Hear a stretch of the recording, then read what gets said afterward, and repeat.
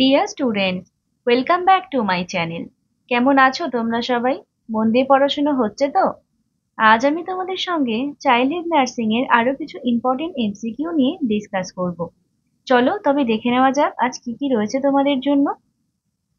প্রথমেই তোমাদের বলি, তোমরা যারা বিভিন্ন কম্পিটিটিভ এক্সাম দিচ্ছ তাদের জন্য আমরা একটি free mock test series prepare করেছি, যেখানে থাকছে সাবজেক্ট ওয়াইজ টেস্ট অ্যান্ড 3টে ফুল টেস্ট।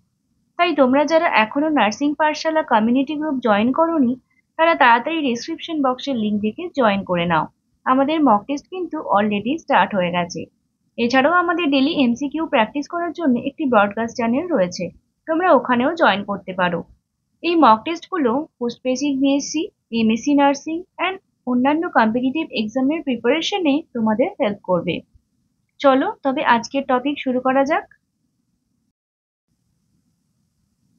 আজকের first question, 3 days after birth, newborn appears slightly jaundiced. Nurse need to understand that this is due to, অর্থাৎ জন্মের 3 দিনের পর বাচ্চার মধ্যে হালকা জন্ডিস দেখা গেছে, সেটা কি কারণে হয়েছে? জন্ডিস বলতে আমরা কি বুঝি? হাইপার বিলিরুবিনেমিয়া, অর্থাৎ আমার বডিতে বিলিরুবিনের মাত্রাটা বেড়ে যাচ্ছে এবং তার ফলে কি হয়, ইয়েলোইশ ডিসকালারেশন হয়, যেটা আমরা ফার্স্ট স্কিনের ওপরে দেখতে পাই। অর্থাৎ বাচ্চার ফেসে আমাদের প্রথম অ্যাপিয়ার করে ইয়েলোইশ ডিসকালারেশন, তখন দেখে আমরা বুঝি যে বাচ্চার জন্ডিস হচ্ছে। এবং এখানে যেহেতু বলা আছে 3 days আফটার বার্থ, অর্থাৎ সেটা হচ্ছে আমার বেবির ক্ষেত্রে নর্মাল ফেনোমেনা এবং এটাকে আমরা বলি ফিজিওলজিক্যাল জন্ডিস। তাহলে ফিজিওলজিক্যাল জন্ডিস কেন হয়?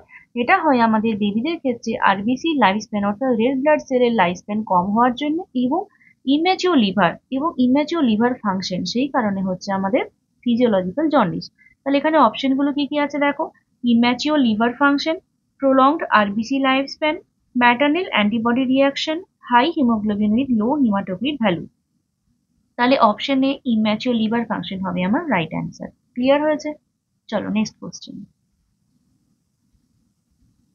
Pathological jaundice criteria all are included except. তাহলে ফিজিওলজিক্যাল জন্ডিস আমরা বললাম, এবারে বলেছে প্যাথোলজিক্যাল জন্ডিসের মধ্যে এই ক্রাইটেরিয়াগুলোর মধ্যে কোনটা থাকে না? 24 hours later but within 72 hours, more than 14 days persistent, more than 2 mg per day conjugated bilirubin, clay colored stool। তাহলে জন্ডিস হলেই ক্লে কালার স্টুলটা নর্মাল থাকে, তাহলে এটা ফিজিওলজিক্যাল প্যাথোলজিক্যাল দুটোর ক্ষেত্রেই দেখা যেতে পারে, তাহলে এটা আমার হবে না। বাকি প্যাথোলজিক্যাল জন্ডিসের ক্রাইটেরিয়াগুলো তোমাদের একবার বলে দিই।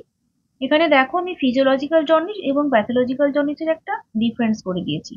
এবং সেখানে দেখো ফিজিওলজিক্যাল জন্ডিস সবসময় আফটার 24 আওয়ার্স হচ্ছে, মানে জন্মের 24 ঘন্টা পরেই ফিজিওলজিক্যাল জন্ডিস অ্যাপিয়ার করে। সেটা 72 ঘন্টা পরেও হতে পারে, 48 ঘন্টা পরেও হতে পারে, কিন্তু 24 আওয়ার্স এর আগে কিন্তু হয় না। 24 আওয়ার্স এর আগে আমার সবসময় প্যাথোলজিক্যাল জন্ডিস হয়, মনে রাখবে তোমরা, ইম্পর্টেন্ট এটা। Maximum intensity between 3rd and 4th days, অর্থাৎ ফিজিওলজিক্যাল জন্ডিসটা ম্যাক্সিমাম 3rd and 4th ডেজে হয় এবং 7 to 8 ডেজের মধ্যে এটা ডিসঅ্যাপিয়ার করে যায়। 7-8 দিনের মধ্যে ফিজিওলজিক্যাল জন্ডিস আমার ডিসঅ্যাপিয়ার করে যায়। এবং কি হয়েছে, এখানে সিরাম বিলিরুবিনের লেভেলটা সবসময় লেস দেন 15 mg/dl এর মধ্যে থাকবে। ডিউরেশনটা বললাম, এখানে কোনো ট্রিটমেন্ট রিকোয়ার নেই, অর্থাৎ ব্রেস্ট ফিডিং এই এটা নর্মাল হয়ে যায় এবং কখনো কখনো হয়তো আমাদের ফটোথেরাপির প্রয়োজন হতে পারে। আর প্যাথোলজিক্যাল জন্ডিসের ক্ষেত্রে কি হয়, 24 আওয়ার্সে 0.5 mg/dl এর থেকে বেশি বাড়তে পারে এবং এখানটায় বিলিরুবিনের লেভেলটা 15 mg/dl এর বেশি হয়ে যায় এবং এভরিডে 5 mg/dl করে বাড়তে থাকে। মানে 5 mg/dl পার ডে করে বাড়তে থাকে তোমার প্যাথোলজিক্যাল জন্ডিসের ক্ষেত্রে বিলিরুবিনের লেভেল। ওকে। জন্ডিস পারসিস্ট আফটার 14 ডেজ, এখানে যেমন 7-8 দিনের মধ্যে চলে যাচ্ছিল এবং 14 ডেজের মধ্যে কমপ্লিট হচ্ছে, 14 ডেজের পরে আর থাকছে না, এখানটা কিন্তু তোমার আফটার 14 ডেজ 15 ডেজেও তুমি প্যাথোলজিক্যাল জন্ডিসটা দেখতে পাবে। আর এখানটা ট্রিটমেন্ট রিকোয়ার, ট্রিটমেন্ট বলতে ফটোথেরাপি দিতে হতে পারে, ব্লাড ট্রান্সফিউশন করতে হতে পারে, তোমার ব্রেস্ট ফিডিং তো থাকবেই, তার সাথে এক্সচেঞ্জ ব্লাড ট্রান্সফিউশন যেটা সেটাও করতে হতে পারে। তাহলে এগুলো হলো আমার প্যাথোলজিক্যাল জন্ডিস। তাহলে এখানটায় অপশনে দেখো, এখানটায় রয়েছে 24 hours letter but within 72 hours, এটা কিন্তু আমার হয় না, কারণ বললাম আমি প্যাথোলজিক্যাল জন্ডিস সবসময় উইদিন 24 আওয়ার্সে অ্যাপিয়ার করে। তাহলে এখানটা অপশন এই হবে আমার রাইট অ্যান্সার। ক্লিয়ার হলো? নেক্সট, প্যাথোলজিক্যাল জন্ডিস এবং ফিজিওলজিক্যাল জন্ডিস কিন্তু এক্সামের জন্য ভীষণই ইম্পর্টেন্ট, তোমরা কিন্তু এটা একটু বই থেকে ভালোভাবে পড়ে নিও। At birth, vitamin K is given to prevent excessive bleeding, to increase immunity, to maintain nutritional level, to prevent infection। তাহলে at birth আমরা ভিটামিন কে দিই, কতটা দিই? 1 mg দিই আমরা, IM দিই। কেন দিই? এটা আমরা দিই যাতে কিনা আমাদের নিউবর্নের ক্ষেত্রে ব্লিডিংটা না হয়, এবং যখন neonate after development, after birth immature liver থাকে এবং অ্যাবনর্মাল ব্লিডিং এর চান্সেস থাকে, এবং সেই চান্সেস প্রিভেন্ট করার জন্য এবং ব্লিডিং যাতে না হয় তার জন্য আমরা অ্যাড বাড়তে ভিটামিন কে দিয়ে থাকি। তাহলে অপশন এ হবে আমার right answer. Next, Priya, a 3 years old child has a risk for increased ICP. Which of the following nursing action should be used to prevent increased ICP? অর্থাৎ একটা বাচ্চা 3 বছরের যার ইন্টারক্রেনিয়াল প্রেশারটা বেশি, তাহলে তার জন্য আমি কোন নার্সিং অ্যাকশনটা করব?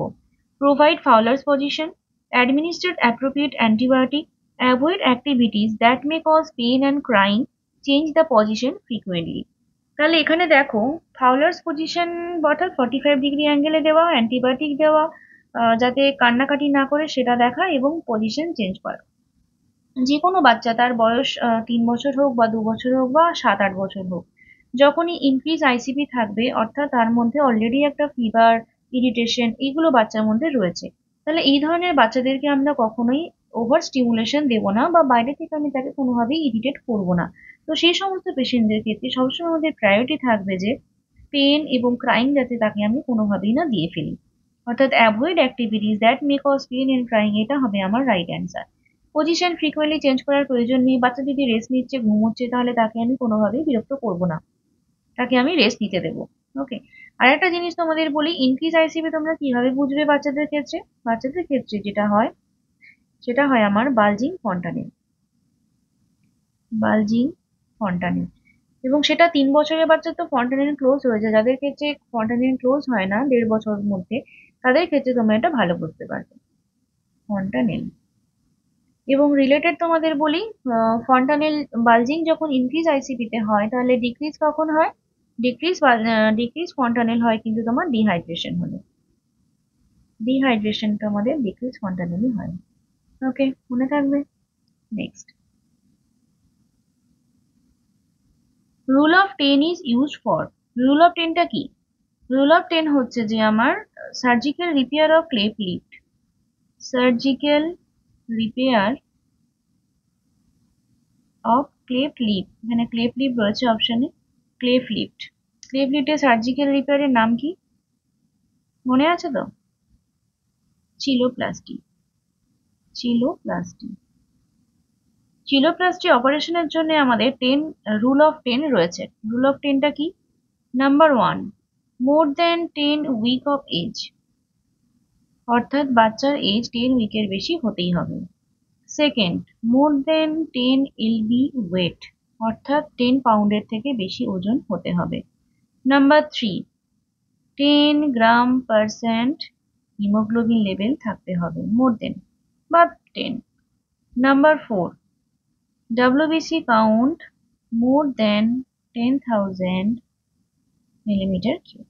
ওকে, তাহলে 10 উইকস এজ হলো, মোর দেন 10 এলবি ওয়েট হলো, 10 গ্রাম% হিমোগ্লোবিন হলো, আর কি হলো? WBC কাউন্ট মোর দেন 10,000 মিলিমিটার কিউব। তাহলে এগুলো হচ্ছে আমার চিলোপ্লাস্টির প্রি রিকুইজিট ক্রাইটেরিয়া, এবং এগুলো থাকলে তবেই চিলোপ্লাস্টি ওটি করা হয়। তাহলে রুল অফ 10 আমাদের ক্লিপ লিপের ক্ষেত্রে ইউজ করা হয়। অপশন বি হলো আমার right answer. Next, in children which disease occurs due to protein deficiency. তাহলে প্রোটিন ডেফিসিয়েন্সির জন্য কোন ডিজিজটা হচ্ছে? ম্যানাসমাস, কোয়াসিওরকর, বেরিবেরি, স্কারবে। স্কারবে কেন হয়? স্কারবে হয় আমাদের ভিটামিন সি ডেফিসিয়েন্সির জন্য। বেরিবেরি হয় কেন? ভিটামিন B1 অর্থাৎ থায়ামিন, থায়ামিন ডেফিসিয়েন্সির জন্য ভিটামিন বেরিবেরি হয়। কোয়াশিওরকর কেন হয়? কোয়াশিওরকর হয় আমার প্রোটিন ডেফিসিয়েন্সির জন্য। আর ম্যারাসমাস কেন হয়? ম্যারাসমাসে থাকে protein deficiency plus energy, protein এবং এনার্জি ডেফিসিয়েন্সি হলে ম্যারাসমাস হয়। ক্লিয়ার? কোয়াশিওরকর এবং ম্যারাসমাস ভীষণই ইম্পর্টেন্ট টপিক এক্সামের জন্য, তোমরা কিন্তু পড়বে। Next, in a preterm baby, there is a tendency to regurgitation because regurgitation বলতে আমরা কি বুঝি? সোয়ালোড ফুড যখন আবার ব্যাকফ্লো হয়ে মুখের মধ্যে চলে আসছে তখন সেটাকে বলি রিগার্জিটেশন। তাহলে প্রিটার্ম বেবির ক্ষেত্রে টেন্ডেন্সি কেন থাকে?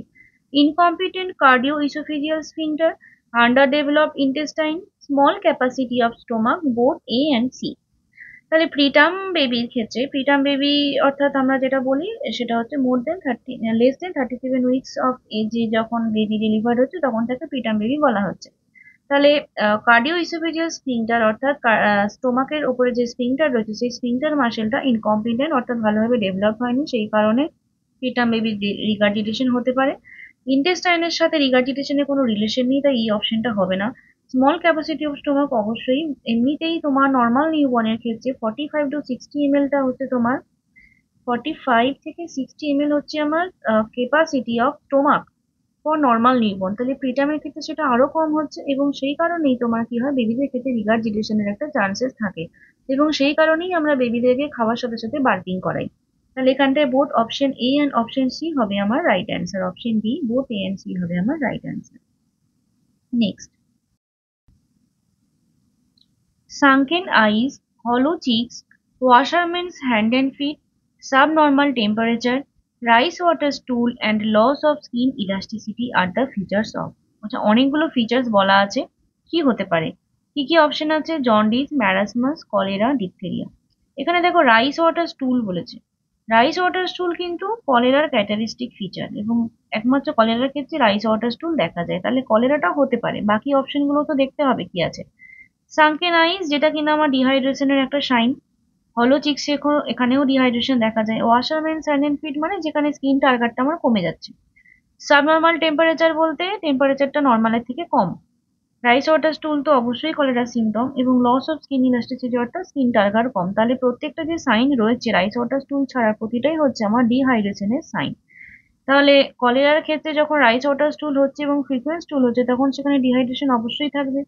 তাহলে কলেরাটা আমার অপশন হবে বলে মনে হচ্ছে। বাকি দেখো জন্ডিসে তো এরকম হয় না, ম্যারাসমাস বা ডিপথেরিয়াতে এই ধরনের রাইস ওয়াটার স্টুলের কোনো সম্পর্ক নেই। তাহলে অপশন সি কলেরা হবে আমার right answer. Which of the following disease is not transmitted mainly by faeco oral route? কি কি আছে? এন্টেরিক ফিভার, এন্টেরিক ফিভার আমার জল, ওয়াটার, এয়ার, ওয়াটার এবং ফুডবোর্ন ডিজিজ। মিজেলস কিন্তু আমার ফিকোরাল রুটে যায় না, মিজেল হচ্ছে আমার air droplet, air droplet, airborne disease. Hepatitis এটাও ওয়াটার অ্যান্ড ফুড, আর কলেরাটাও আমার ওয়াটার। তাহলে অপশন বি মিজেলস হবে আমার right answer. In the areas where dengue hemorrhagic fever is common, aspirin should not be given to a dengue case because it may cause। তাহলে dengue haemorrhagic ফিভারের ক্ষেত্রে aspirin কেন দেওয়া হয় না? Dengue haemorrhagic fever অর্থাৎ যেখানটা হেমারেজের অলরেডি চান্সেস রয়েছে। তাহলে যেখানটা অলরেডি চান্সেস হেমারেজের রয়েছে সেখানটায় আমরা এমন কোনো ড্রাগ দিতে পারি না যে কিনা ব্লিডিং টেন্ডেন্সি করে। অ্যাসপিরিন কি করে আমাদের? অ্যাসপিরিন হচ্ছে আমাদের non steroidal anti inflammatory drug এবং এটা কি করে, এটাকে আমরা ব্লাড থিনার হিসেবেও ইউজ করে থাকি, তাই না? তাহলে ব্লাড থিনার হিসেবে আমরা যদি ইউজ করে থাকি অ্যাসপিরিনকে, তাহলে সেটা আমাদের ব্লিডিং টেন্ডেন্সিটা বাড়াবে। তাহলে ব্লিডিং টেন্ডেন্সি যেহেতু বাড়াবে সেই কারণে আমরা হিমারেজিক ফিভারে কিন্তু অ্যাসপিরিনটা দিই না। আর কি কি অপশন আছে? ইয়ারেক অর্থাৎ কানে ব্যথা, কনজাংটিভাইটিসের সাথে তো ব্লিডিং এর কোনো সম্পর্ক নেই বা অ্যাসপিরিনের সম্পর্ক নেই, ভমিটিং না। তাহলে অপশন এ ব্লিডিং হলো আমার রাইট অ্যান্সার। যেহেতু এখানটা ডেঙ্গু হেমারেজিক ফিভার রয়েছে যেখানে হেমারেজের অলরেডি চান্সেস রয়েছে, সেখানে আমি আবার একটা ব্লিডিং টেন্ডেন্সি করার ড্রাগ দেবো কেন, তাই না? সেই কারণে ব্লিডিং হবে আমার right answer. In the following, which is the feature of severe pneumonia? Severe নিউমোনিয়াতে নিচের কোন ফিচারটা দেখা যায়? Tachypnoea, cough, chest indrawing during respiration, fever.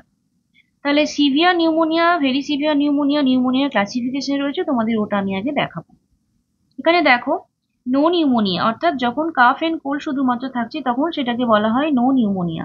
এখানটায় হোম কেয়ারের মধ্যে ম্যানেজমেন্ট হয়ে যায়। শুধুমাত্র যদি কাফ এন্ড কোল্ড হয় তাহলে আমরা মাকে সেরকম ভাবে ইনস্ট্রাকশন দেবো, দিয়ে বাড়ি পাঠিয়ে দেবো, 5 দিন পরে ফলো আপে আসতে বলবো। নিউমোনিয়া কখন বলবো? ফার্স্ট ব্রিদিং যখন থাকবে তখন সেটাকে বলছি pneumonia. Less than 2 months of age হলে থাকবে more than 60 beats per minute, আর 2 to 12 months এর ক্ষেত্রে more than equals to 50 beats per minute, আর 12 মাস থেকে 5 বছরের ক্ষেত্রে more than equals to 40 beats per minute. এরকম যখন হবে তখন অর্থাৎ তখন আমরা তাকে ফার্স্ট ব্রিদিং বলবো, এবং তার সাথে যদি ক্র্যাকেল সাউন্ড আমরা অসকালটেশনে পাই সেটা হয়ে যাবে আমার নিউমোনিয়া। এবং নিউমোনিয়ার ক্ষেত্রে কিন্তু আমরা হোম কেয়ার দিতে পারি। বাড়িতে খাওয়ার জন্য তাকে আমি অ্যান্টিবায়োটিক দিয়ে দেবো, কাফ মেডিকেশন কিছু দেবো, এবং মাকে আবার ফলো আপে আসতে বলবো। সিভিয়ার নিউমোনিয়া কোনটা? চেস্ট ওয়াল ইনড্রয়িং, অর্থাৎ যখন বেবি নিঃশ্বাস নিচ্ছে তখন চেস্ট ওয়ালটা ইনড্রয়িং হবে। তখন আমরা বেবিকে হসপিটালে অ্যাডমিট করব, অ্যান্টিবায়োটিক দেবো, এয়ারওয়ে ম্যানেজ করব, এবং যদি ফিভার থাকে তাহলে তার ট্রিটমেন্ট করব। ভেরি সিভিয়ার নিউমোনিয়া কোনটা? যেখানে সেন্ট্রাল সাইনোসিস দেখা যাচ্ছে, অর্থাৎ বেবির বডি ব্লুইশ হয়ে যাচ্ছে, সিভিয়ার রেসপিরেটরি ডিস্ট্রেস হচ্ছে, not able to drink or it. তখন আমরা কি করব? অবশ্যই হসপিটালে অ্যাডমিট করব, ক্লোরামফেনিকল দেবো, অক্সিজেন দেবো, এয়ারওয়ে ম্যানেজ করবো, আর ফিভারের ট্রিটমেন্ট করব। তাহলে এই যে ক্লাসিফিকেশনটা আমি তোমাদেরকে বললাম এটা কিন্তু ইম্পর্টেন্ট, কারণ এখান থেকে কোশ্চেন আগেও এন্ট্রান্সের এক্সামে এসেছিল।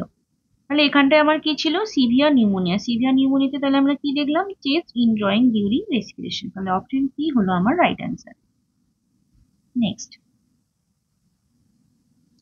which of the following food item need to be introduced first by mother during weaning? Winning বলতে আমরা কি বুঝি? উইনিং অর্থাৎ 6 মান্থ এক্সক্লুসিভ ব্রেস্ট ফিডিং এর পর যখন আমরা বেবিকে হোম ফুড দিচ্ছি, অর্থাৎ ব্রেস্ট ফিডিং ছাড়া যখন অন্য খাবার আমরা বেবিকে দিচ্ছি তখন সেটাকে বলা হচ্ছে উইনিং, এবং সেটা কত বছর বয়সে করা হয়? 6 মান্থ। আফটার কমপ্লিটেড 6 মান্থ আমরা উইনিং করছি, এবং তখন আমরা কি ধরনের ফুড বেবিকে দেব? Fish, mashed food, hen's egg, rice, serial.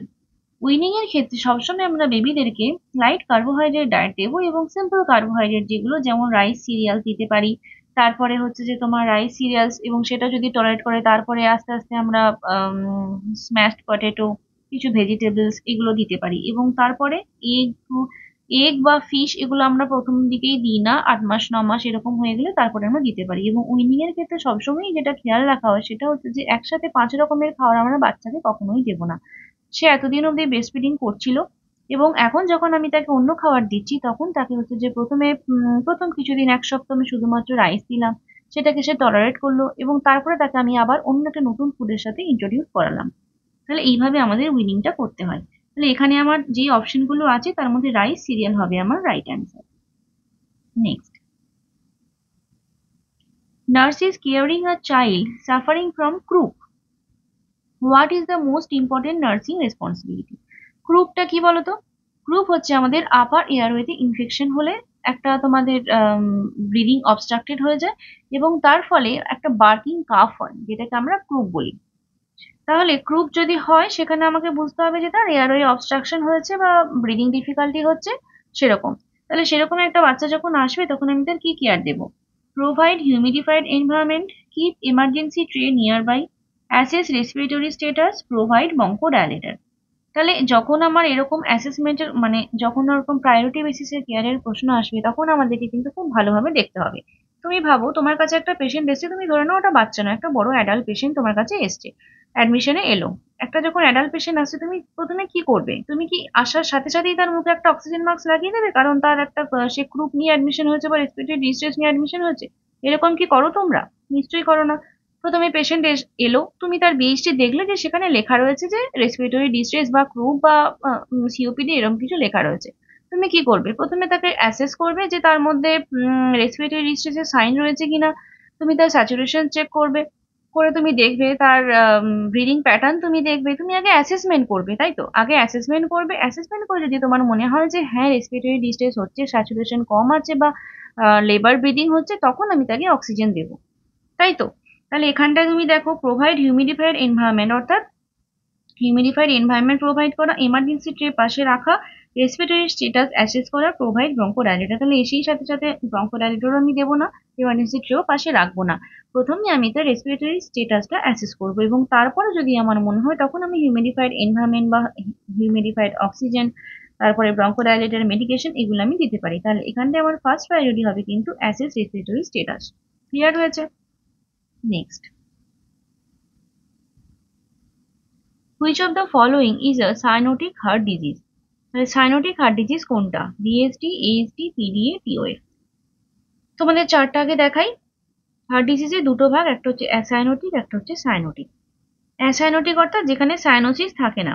দুভাগে ভাগ করা হয়েছে, লেফট টু রাইট স্ট্র্যান্ড, অর্থাৎ লেফট সাইডের হার্ট থেকে রাইট সাইডের হার্টে ব্লাডটা আমার মিশে যাচ্ছে। কি কি রয়েছে? ভেন্ট্রিকুলার সেপ্টাল ডিফেক্ট অর্থাৎ ভিএসডি, পেটেন্ট ডাক্টাস আর্টেরিওসাস অর্থাৎ পিডিএ, আর আর্টেরিয়াল সেপ্টাল ডিফেক্ট অর্থাৎ এএসডি। আর আউটফ্লো অবস্ট্রাকশনের জন্য কি কি হচ্ছে? একটা হচ্ছে pulmonary stenosis, aortic stenosis, coarctation of aorta. আর সাইনোটিকের ক্ষেত্রে অর্থাৎ যেখানে সাইনোসিস হচ্ছে সেখানে থাকছে আমার টেট্রালজি অফ ফ্যালট, যেটা আমাদের মোস্ট ইম্পর্টেন্ট এবং বিভিন্ন জায়গায় বিভিন্ন রকম ভাবে টেট্রালজি অফ ফ্যালট থেকে কোশ্চেন আসে। তা এটা অবশ্যই তোমরা খুব ভালো করে পড়বে, টেট্রালজি অফ ফ্যালটে কি কি চারটে থাকে সেগুলো। Tricuspid atresia, transposition of great vessels, truncus arteriosus, total anomalous pulmonary venous return, Ebstein anomaly, এগুলো হচ্ছে আমার সাইনোটিকের মধ্যে পড়ছে। তাহলে এই চার্টের মধ্যে এই চারটা তোমাদেরকে আমি দেখালাম, এই চারটে তোমাদেরকে এটা মুখস্থ রাখতে হবে যে কোনটা অ্যাসাইনোটিক এবং কোনটা সাইনোটিক। ঠিক আছে? লেফট টু রাইট সাইডের শান্ট এগুলোতে এই তিনটেতে হচ্ছে ভিএসটি, পিডি, এএসটি। আর টেট্রালজি অফ ফ্যালটের ক্ষেত্রে কিন্তু রাইট টু লেফট শান্ট হয়, right to left.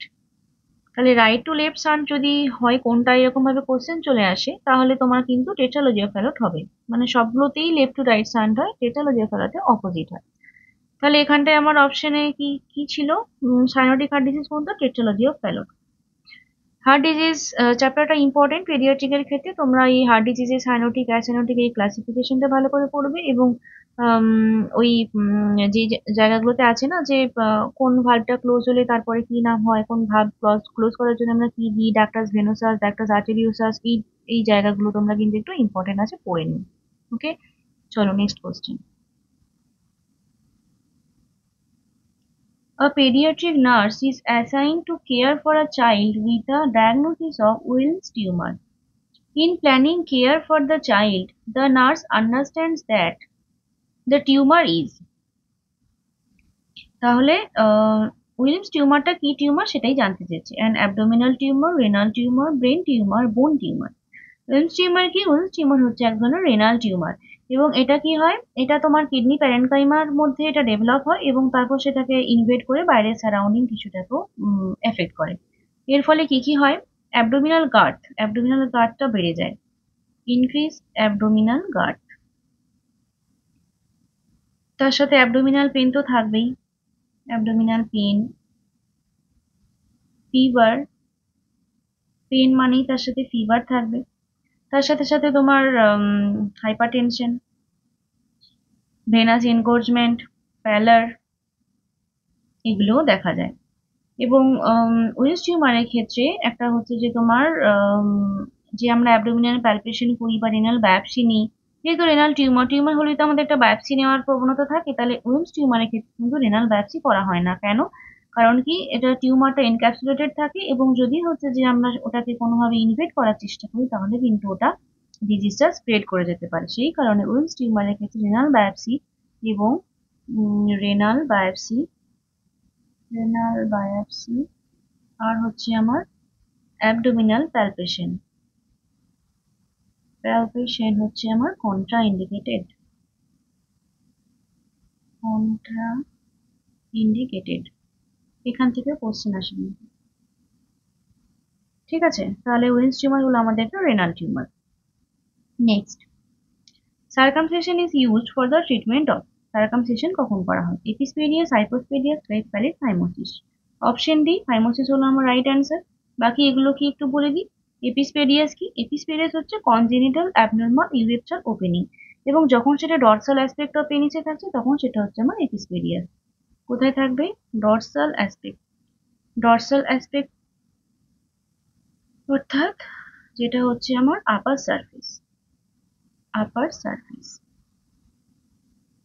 Surface of পেনিসে যখন থাকছে ওপেনিংটা, তখন সেটা হচ্ছে আমার এপিসপেডিয়াস। আর হাইপোস্পেডিয়াস কি? এটা হচ্ছে আমার ventral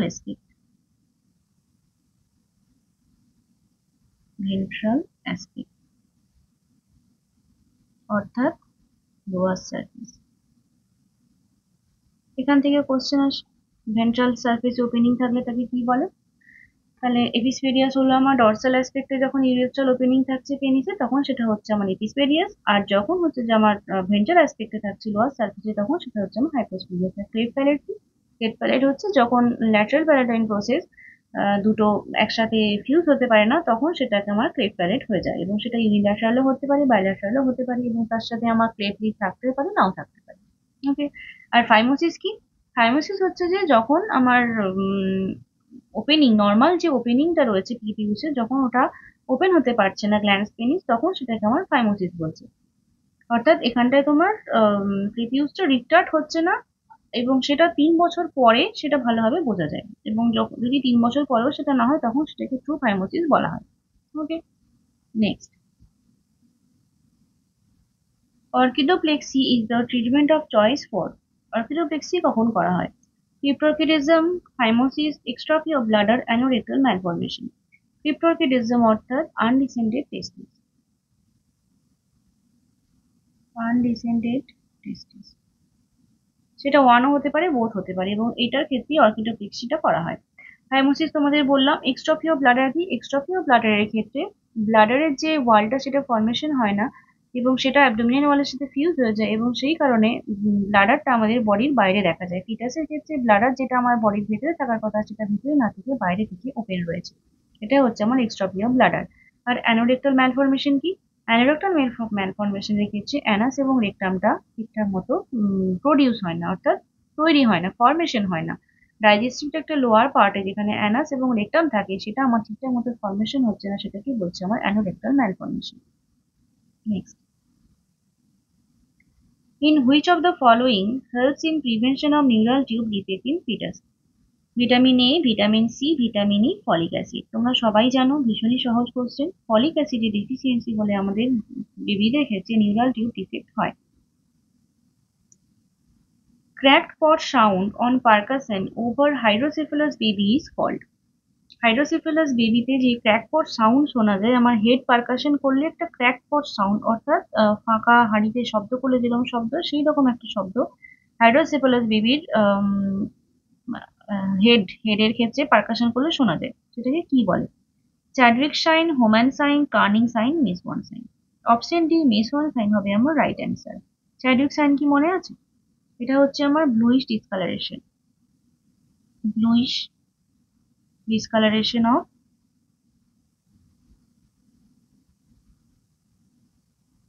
cervix, vagina and labia। এবং এটা কখন হয়? ডিউরিং প্রেগনেন্সিতে হয়, এবং ইনক্রিজ ব্লাড ফ্লো এর কারণে এটা হয়। হোমান সাইন কি? হোমান সাইন কোথায় দেখা যায়? ডিবিটির ক্ষেত্রে দেখা যায়। আর কার্নিং সাইন কোথায় দেখা যায়? মেনিনজাইটিসের ক্ষেত্রে দেখা যায়। এগুলো তোমাদের আমি অনেকবার বলেছি, আর আমি বলছি না। আর মেসওয়ান সাইনটা হচ্ছে তোমার ক্র্যাকপট সাউন্ড, যেটা হাইড্রোসেফালাস বেবির ক্ষেত্রে দেখা যায়। ওকে। Neonate with retrolental fibroplasia is associated with। রেট্রোলেন্টাল ফাইব্রোপ্লাসিয়া কি? এটা হচ্ছে abnormal development of blood vessel in the retina. রেটিনার মধ্যে ব্লাড ভেসেলগুলোর ডেভেলপমেন্ট হয়ে যাচ্ছে, এবং এটা কেন হয়? এক্সেসিভ অক্সিজেন অ্যাডমিনিস্ট্রেশনের জন্য হয়ে থাকে। তাহলে এক্সেসিভ অক্সিজেন অ্যাডমিনিস্ট্রেশন যদি আমরা বেবিদের ক্ষেত্রে করে থাকি তখন তার যে রেটিনা রয়েছে সেখানটায় ব্লাড ভেসেলগুলো অ্যাবনর্মালি ডেভেলপমেন্ট হয়, এবং তার ফলে রেট্রোলেন্টাল ফাইব্রোপ্লাসিয়া হয়। এই কারণে বেবিদেরকে খুব কশাসলি অক্সিজেন অ্যাডমিনিস্ট্রেশন করতে হয়। এখানে অপশন দেখো, হাইপক্সিয়া। হাইপক্সিয়া বলতে আমরা কি বুঝি? যখন হচ্ছে যে আমার টিস্যুতে এনাফ অক্সিজেন থাকে না, absence of enough oxygen in the tissue হচ্ছে আমার হাইপক্সিয়া। হাইপোক্যাপনিয়া কি? A decrease in alveolar and blood carbon dioxide level below the normal range। অর্থাৎ যখন অ্যালভিওলার এবং ব্লাডের মধ্যে কার্বন ডাইঅক্সাইড লেভেলটা কমে যাচ্ছে তখন তাকে বলছি আমি হাইপোক্যাপনিয়া। হাইপোক্সেমিয়া কি? হাইপোক্সেমিয়া হচ্ছে যে ব্লাডে যখন অক্সিজেন লেভেল কম হচ্ছে তখন তাকে বলছি আমি হাইপোক্সেমিয়া। আর হাইপারক্সেমিয়াটা কি? এটা হচ্ছে যে যখন আমার আর্টেরিয়াল অক্সিজেন প্রেশারটা বেড়ে যাচ্ছে এবং আমাদের অক্সিজেন যখন বডিতে বেশি হয়ে যাচ্ছে তখন তাকে বলা হচ্ছে হাইপারক্সেমিয়া। তাহলে অক্সিজেন বেশি হলে রেট্রোলেন্টাল ফাইব্রোপ্লাসিয়া হয় বললাম, তাহলে অপশন ডি হবে আমার রাইট অ্যান্সার। থ্যাংক ইউ সবাইকে পুরো ভিডিওটা দেখার জন্য। ভিডিওটা ভালো লাগলে লাইক, কমেন্ট ও শেয়ার করো। পেডিয়াট্রিকের কোনো পার্টিকুলার টপিকের ওপর যদি তোমাদের কোনো ভিডিও প্রয়োজন হয় বা কোথাও কোনো বুঝতে অসুবিধে হয় তবে আমায় কমেন্ট করে জানিও, আমি চেষ্টা করব তোমাদের সেই বিষয়ে ভিডিওটা দেওয়ার। ভালো থাকবে সবাই, খুব মন দিয়ে পড়াশোনা করবে। দেখা হচ্ছে নেক্সট ভিডিওতে। Bye bye.